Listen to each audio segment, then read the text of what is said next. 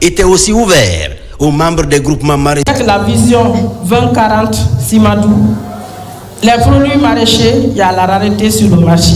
Quand les sociétés viennent s'approvisionner de l'élevage. Mais la présente activité, il s'agit de l'évaluation de la production annuelle au niveau national et c'est ce qu'on est en train de faire pour voir quel est le rendement de la production annuelle en Guinée. La feuille de route de cette enquête est de couvrir 15 000 exploitations agricoles d'ici la fin d'année. Ceci pour avoir des données précises susceptibles de mieux guider les politiques publiques. Rendons-nous sur les berges des barrages de Swapiti et Kaleta où 22 hectares sont reboisés par le Rotary Club de Conakry.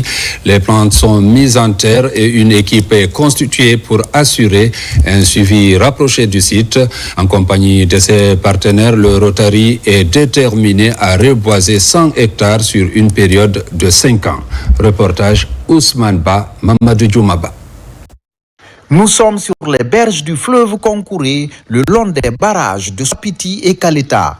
C'est pour s'aimer l'espoir, la responsabilité et l'engagement citoyen.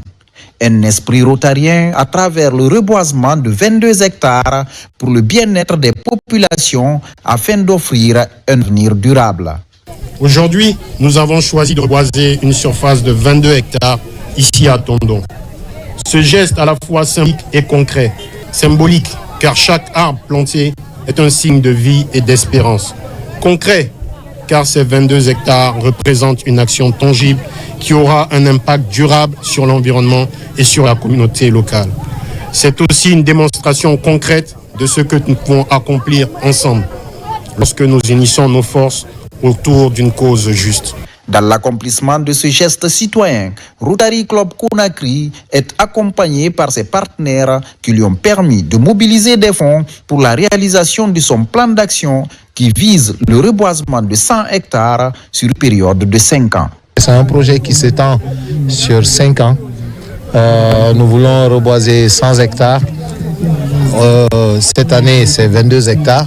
L'année prochaine, ça serait encore d'autres plantes qui seront plantées ici, un peu partout en République Guinée, pour que notre pays devienne de plus en plus vert. Le reboisement pour une Guinée verte est l'un des 7 piliers du Rotary Club Conakry. Ces acteurs comptent assurer un suivi rapproché à ces plans en vue de leur croissance. Et dans le cadre de la mise en œuvre de son plan de gestion environnementale et sociale, la société de gestion et d'exploitation de Swapiti décide de poursuivre le dédommagement des impactés de la mise en eau du barrage. La direction générale de la SOGES vient de le faire savoir aux autorités des zones affectées par le projet Swapiti lors de leur récente rencontre présidée par le directeur de cabinet du gouvernorat de la région administrative de Kindia. Reportage Nabi Kamara. La direction générale de la société de gestion et d'exploitation de Swapiti avait rendez-vous cette semaine avec les responsables locaux des sous-préfectures environnantes du barrage. C'était pour discuter des problèmes d'impact environnementaux liés à l'aménagement hydroélectrique de Kaleta. Pour nous qui venons d'arriver au niveau de ces postes, c'est la première fois que nous apprenons les dispositions par rapport à ces impacts-là. Nous avons appris ici qu'il y a des gens jusqu'à présent qui ne sont pas rentrés en possession de leur dû. Donc là, ils ont demandé tous qui détiennent ces papiers, que ces papiers soient légaux, qu'ils viennent au niveau des autorités, présenter maintenant ces documents afin que les gens puissent rentrer en possession maintenant de ces dus-là. Swapiti avait élaboré un plan d'action environnementale et sociale, ce qui lui a permis d'indemniser plusieurs impactés par ces travaux de terrain. C'est dans la continuité de cette action que la direction générale de la SOGES a initié cette rencontre. Ici, il s'agit de recueillir les doléances pour essayer de travailler avec les autorités sur ce dossier en vue d'une solution définitive. Quand Swapiti a été mise à eau, il y a eu des inondations et des impacts posés. Des gens qui ont des documents authentiques vérifiables seront tous indemnisés. Ça, c'est une question centrale. Il y a eu beaucoup de choses qui ont été faites.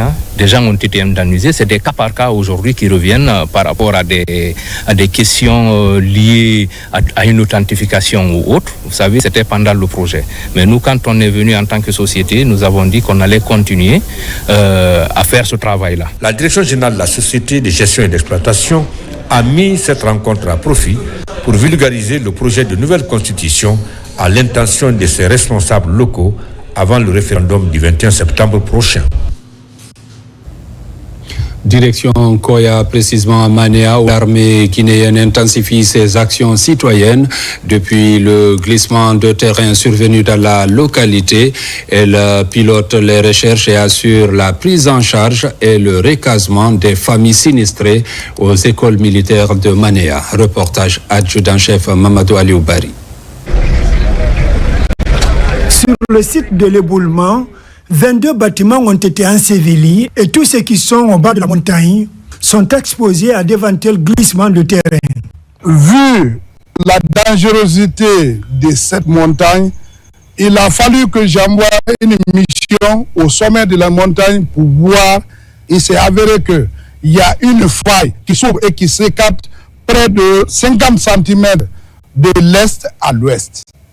D'où, par conséquent, nous avons cherché à sécuriser la population riveraine. Tous ceux qui sont au bas de la montagne, il fallait chercher à les déguerpir et les amener à Manéa école. Pour parer alors au pire, l'État prend ses responsabilités en relocalisant ses sinistrés. Et ce sont les locaux des écoles militaires de Manéa qui accueillent ces citoyens en détresse. Ils sont environ 200 personnes, toutes âges confondues, à être hébergées dans le confort et la sécurité. La première prise en charge, c'est d'abord le logement, l'abri. Nous, on appelle NFA. Donc, l'abri, l'armée a assuré l'abri. Et les premières 72 heures, l'armée a assuré vraiment les rations alimentaires. Et même jusqu'à présent, l'armée continue à assurer en partie les rations alimentaires. L'autre chose, les moyens de déplacement. Tous ces gens ont été déplacés de leur site à l'école militaire par le bus de l'armée, les camions de l'armée. Si on prend également l'infirmerie qui a été mise à disposition. C'est pourquoi on travaille en conformité avec l'armée pour cette prise en charge et pour la continuité. Délogées par la catastrophe, ces familles n'ont désormais qu'un seul repère, ce refuge provisoire. L'État, à travers l'armée guinéenne, apaise ainsi la souffrance de ses sinistrés. On a entendu des voix. Après, on n'a pas regardé. Il y a eu un éboulement. Ça m'a touché, j'ai perdu mes amis. Je remercie l'État, les ministres, les chefs de secteur et le président. Ce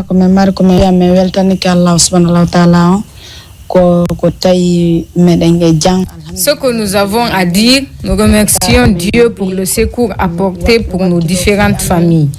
Nous prions pour le repos de ceux qui sont décédés et nous plions à la volonté de Dieu. Cette démarche de la hiérarchie militaire vise à mettre les familles des 22 bâtiments ensevelis à l'abri. Face au risque élevé du nouveau glissement de terrain, les autres habitants du périmètre sont contraints de quitter les lieux. Toutes les mesures conformes aux instructions qui ont été données sont en train d'être appliquées et nous sommes en train de nous mettre vraiment à fond pour que tout puisse être exécuté afin de pouvoir satisfaire cette population qui vit non seulement avec nous ici, aux alentours, et qui nous prête main forte dans toutes les activités que nous faisons également dans la ville. Au-delà de sa mission régalienne de défense du territoire, l'armée guinéenne affirme sa vocation citoyenne. À Manéa, comme dans d'autres situations d'urgence, elle répond présente avec efficacité et engagement aux sollicitations du peuple dont elle est l'émanation. Lutte contre les polluants chimiques à courte durée comme le méthane. Conformément à ses engagements internationaux, la Guinée travaille à l'élimination de ces substances chimiques nocives pour l'environnement. Une rencontre d'échange vient de se tenir au ministère de l'Environnement. De nombreuses mesures sont initiées pour juguler le phénomène. Mamadou Alpha Baldé pour plus de détails. Souvent invisibles, incolores ou inodores, les polluants climatiques à courte durée sont devenus de véritables menaces pour la santé environnementale mondiale. Pour contribuer à limiter, voire éliminer cette menace au niveau local, la Guinée lance l'élaboration d'un plan de réduction des polluants climatiques à courte durée de vie. On a été accompagné par la coalition pour l'air pur et le climat, vraiment pour élaborer un plan d'action sur les polluants climatiques à courte durée de vie et sur la réduction du méthane en Guinée. On aura une feuille de route sur la réduction du méthane en Guinée. C'est cette feuille de route qui va nous permettre encore de développer des projets sur le marché carbone. Ici, différents acteurs venus des structures étatiques et privées échangent sur le sujet. Ils lancent la coalition pour le climat et l'air pur. Ainsi, des substances nuisibles comme le méthane pourraient être mieux gérées. En 2021, la Guinée s'est engagée à réduire les polluants à courte durée de vie, notamment le méthane, de 30% d'ici 2030. Donc l'objectif de l'atelier là, c'est réunir les experts sur des questions d'atténuation des gaz à effet de serre dans les secteurs de déchets, d'énergie. Ce dont il est question aujourd'hui, c'est de doter notre pays d'un plan d'action de réduction de ces polluants, mais aussi de disposer d'une feuille de route multi-acteurs et multisectorielle afin de favoriser justement la mise en œuvre rapide de ce plan d'action. Sous la tutelle du ministère en charge de l'environnement et du développement durable, la Guinée s'est engagée à réduire de 30% ses émissions de méthane à l'horizon 2030. Parlons aussi de santé sexuelle reproductive en milieu scolaire, un programme national d'éducation, d'information pour les adolescents et les jeunes filles est en cours d'élaboration. En ligne de mire, intégrer les nouvelles thématiques liées à la sexualité, aux grossesses précoces dans les nouveaux programmes scolaires et extrascolaires. Reportage Abdul Aziz Baldé. Au ministère de l'enseignement préuniversitaire, l'éducation de la jeune fille figure sur la feuille de route du département. Dans les nouveaux programmes, les notions liées à la sexualité, les mariages précoces et les violences basées sur le genre occupent une place de choix. Plusieurs modules seront enseignés de façon périodique et pédagogique. Nous avons stabilisé des thématiques à prendre en compte dans ce nouveau programme. Les questions de prévention des mariages et grossesses précoces. Les questions de prise en charge de prévention des violences basées sur le genre, des questions de planification familiale seront abordées pédagogiquement et dans les programmes et dans les manuels. Et nous comptons sur vous pour faire des analyses très aiguës pour qu'à la fin de cette réflexion, qu'on produise quelque chose qui puisse être utile pour notre programme d'enseignement. Donc techniquement, les résultats qui seront produits tout à l'heure seront passés au ping-pong. Ce programme d'éducation complète à la sexualité est mis en œuvre depuis 2017 avec un appui de partenaires techniques tels que l'INFPE, UNESCO et Plan International. Ce sont des pratiques qui hypothèquent l'avenir de nos jeunes, de nos adolescents et en particulier de nos jeunes filles. Donc appuyer ces programmes, c'est de permettre aux jeunes de finir leur cycle scolaire au niveau non seulement élémentaire mais au niveau du secondaire aussi pour avoir la possibilité d'embraser des métiers. L'une des attentes de cette formation est de capitaliser et développer les acquis afin de mieux préparer la jeunesse à une transition peu risquée entre l'adolescence et l'âge adulte. Tenue à Fria, la cité de la Lumine, des travaux du conseil communal, occasion opportune pour l'autorité communale de discuter sur les problèmes de développement, mais également procéder à l'élaboration du plan annuel d'investissement et à l'adoption du budget annuel exercice 2025. Le budget se chiffre cette année à plus de 2 milliards de francs guinéens. Le point avec Moussa Baoura. La commune urbaine de Fria organise sa toute première session du conseil communal depuis l'installation de la délégation spéciale. Cadres techniciens, membres du conseil communal et autres acteurs de la société civile prennent part à cette rencontre. Les travaux sont axés sur l'adoption du budget exercice 2025. Après la session budgétaire, On va sérieusement organiser des rencontres avec les parties prenantes, les acteurs du développement, tous les acteurs concernés pour que chacun puisse donner son point de vue par rapport à tout ce que nous devons faire pour que nous puissions mobiliser des richesses sereines, viables pour développer notre collectivité.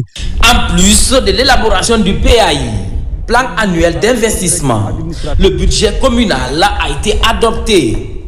Il se chiffre en dépenses et en recettes à plus de 2 milliards de francs guinéens. Le budget communal est plus qu'un simple document chiffré. Il est le reflet des choix stratégiques et des engagements pris par les autorités locales pour améliorer les infrastructures et les services sociaux de base, stimuler le développement économique et promouvoir l'emploi local, renforcer l'assainissement, la salubrité et la protection de l'environnement. Quand vous prenez l'année passée 2024 par rapport à cette année, il y a une grande amélioration au niveau d'investissement selon la planification. J'ai vu que vraiment la commune est dévouée pour faire un bon travail au nom de la population. Ce montant, une fois recouvré, va servir à la construction des infrastructures sociales de base dans la cité de la Lumune. Parmi les priorités inscrites, la réhabilitation des hangars du marché de l'aviation, la réalisation des latrines au marché central, à la gare routière et à l'école primaire de Tabossi. Développement local, toujours les acteurs au niveau déconcentré de la région de Mamou viennent de passer en revue leur activité. À l'issue du bilan, des orientations ont été données.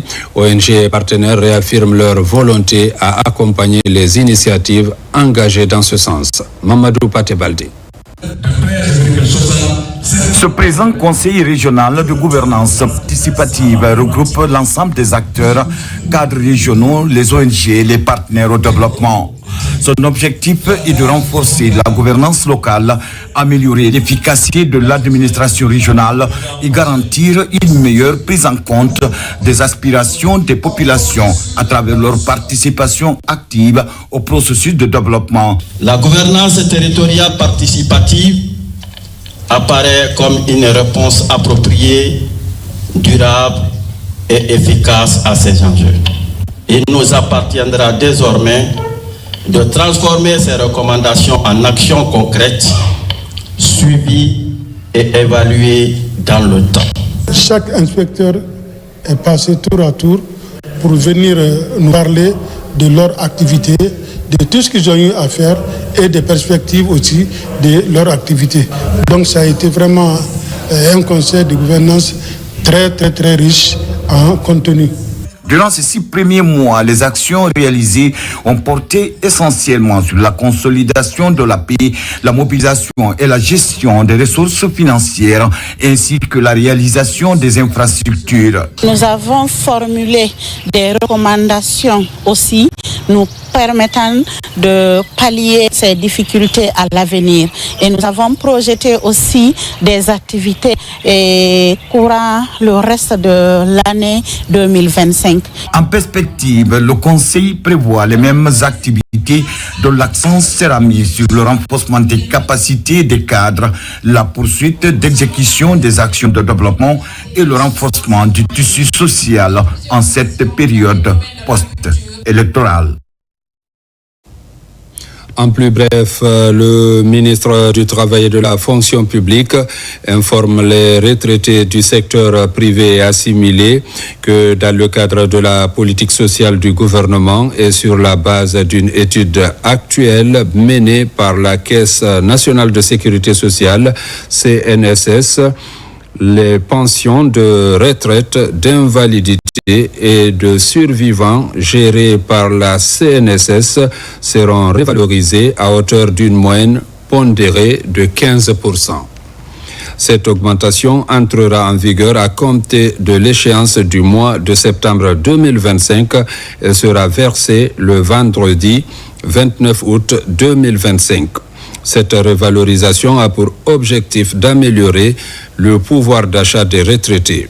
Elle s'inscrit dans une logique de justice sociale et de solidarité nationale, conformément à la volonté du chef de l'État qui place les pensionnés au cœur de sa politique sociale. Par cette mesure, le gouvernement guinéen réaffirme son engagement constant à soutenir les retraités et à préserver la pérennité du système de retraite en République de Guinée et s'engage à poursuivre ses efforts pour l'amélioration continue des conditions de vie des retraités. Le ministre du Travail et de la Fonction publique invite les bénéficiaires concernés à prendre connaissance de cette augmentation et à se rapprocher de la CNSS pour toute information complémentaire. François Faya Bruno. En Guinée équatoriale, le projet de nouvelle constitution a été présenté aux ressortissants vivant dans ce pays. L'accent a été mis sur les innovations apportées. Reportage Makeme Keleti Donzo.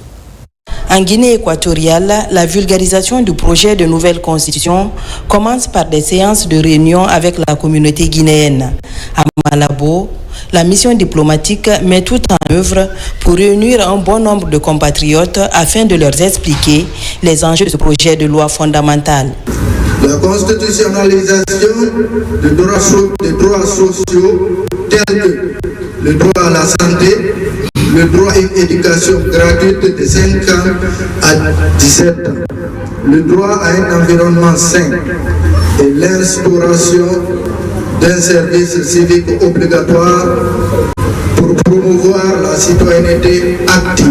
Après Malabo, la mission diplomatique s'est rendue à Sao Tomé et Principe, puis au Cameroun, pour expliquer les 199 articles du document constitutionnel en projet. Ce projet de nouvelle constitution se veut inclusif, transparent et pédagogique, car chaque citoyen guinéen, où qu'il se trouve, doit pouvoir comprendre les enjeux de cette réforme majeure. Je vous invite à participer massivement aux différentes séances d'information et d'échanges prévues dans les jours à venir. Partout, le bureau des sages de la communauté et celui du Conseil des Guinéens à l'étranger sont associés à cette grande campagne de vulgarisation afin de favoriser une participation effective de tous.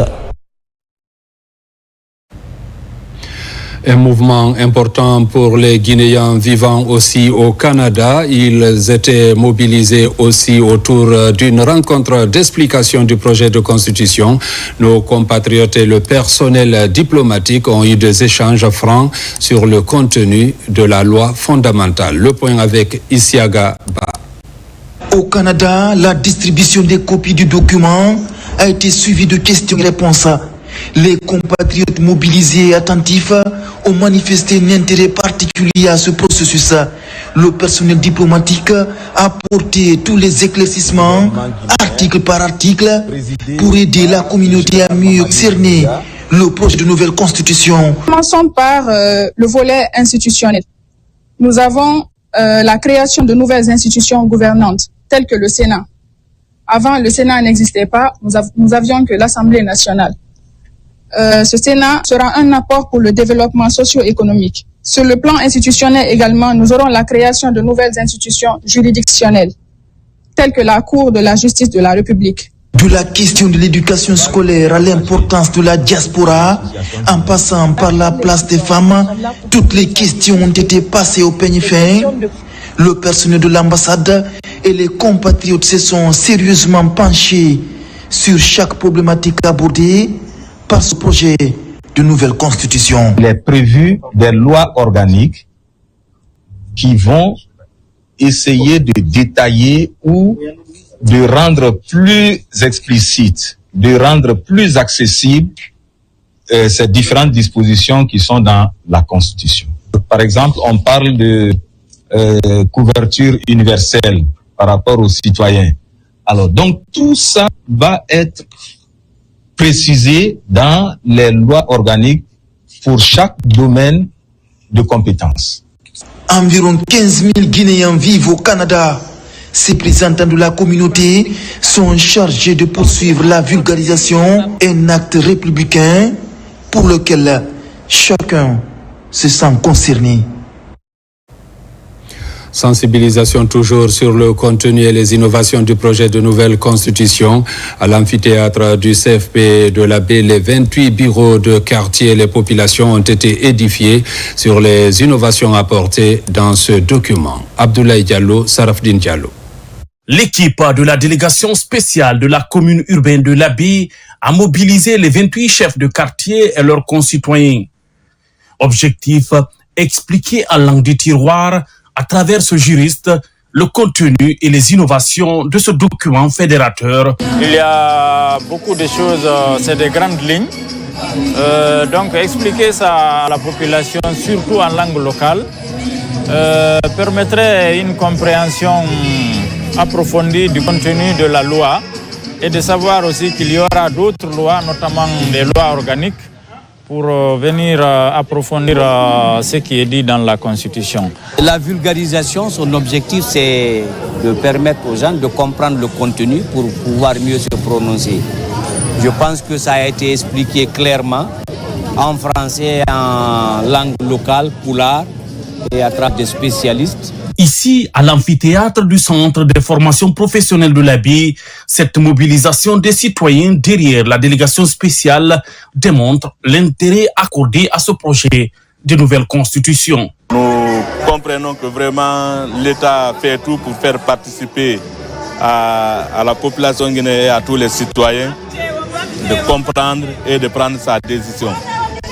Parce que l'État veut que n'importe quelle chose qui se fasse dans le pays et que ça émaille de la population. Cette initiative est l'expression de la volonté et l'engagement des participants à vulgariser dans leurs localités respectives le projet de nouvelle constitution avant le jour référendaire fixé le 21 septembre prochain. Le préfet de Farana vient de boucler une tournée de vulgarisation du projet de nouvelle constitution dans les sous-préfectures relevant de sa juridiction, de Marella à Saint-Denis en passant par Passaya. Les citoyens ont été largement éclairés dans les langues du terroir sur le contenu de ce projet de loi. Reportage Ibrahim Aoulin Fofana. La sous-préfecture de Marella a été la première étape de ce marathon de vulgarisation dans les 15 sous-préfectures de Farana.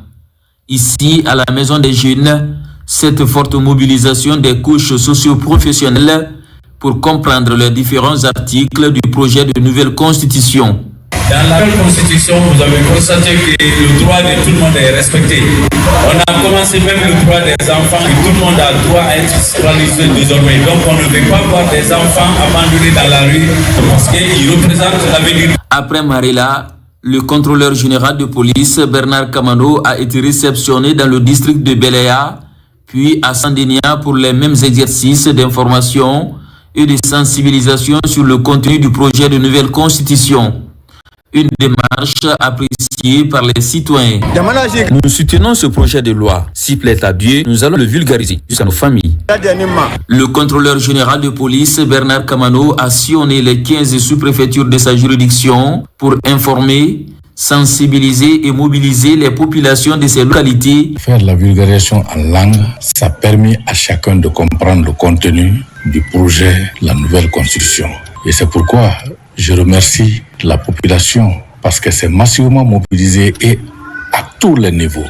Et ils ont prêté une attention particulière. Pour faciliter cet exercice, des exemplaires de ce projet de loi ont été distribués pour une large sensibilisation des populations.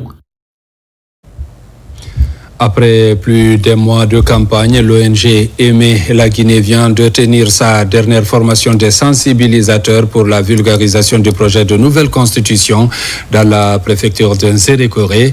Cette étape a réuni toutes les couches sociales. Plus de détails avec Bakary Bambakonde.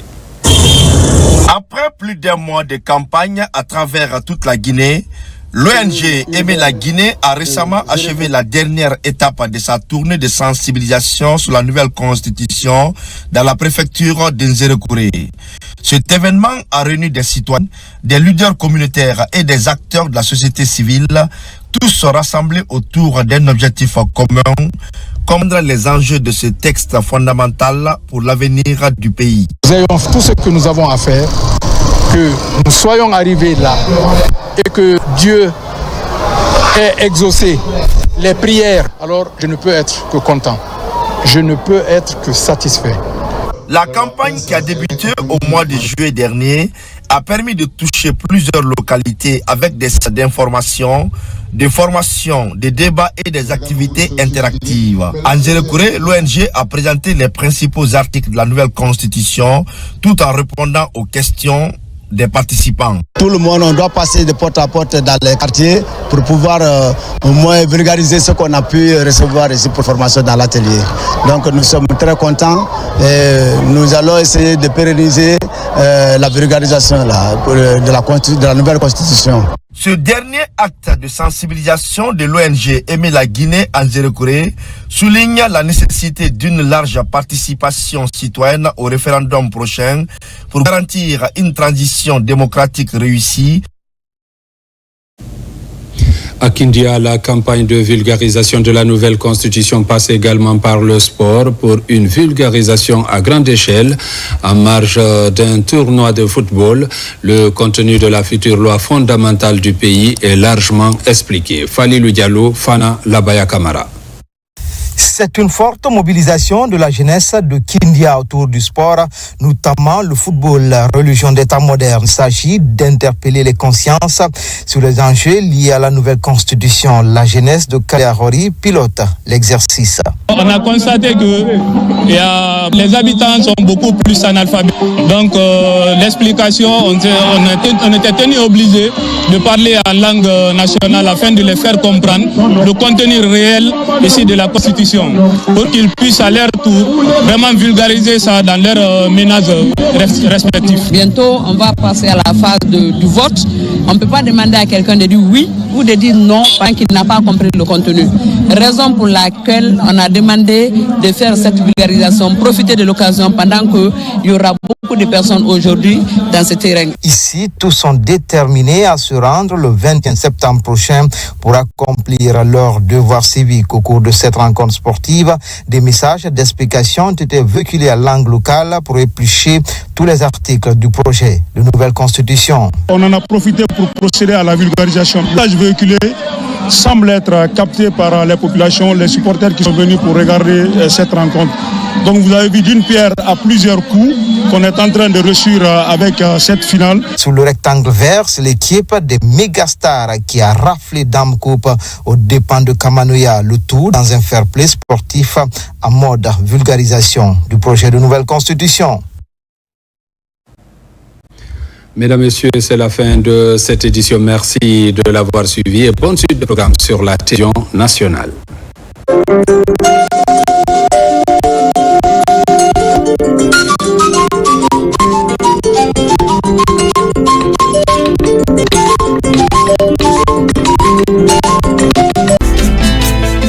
La Guinée.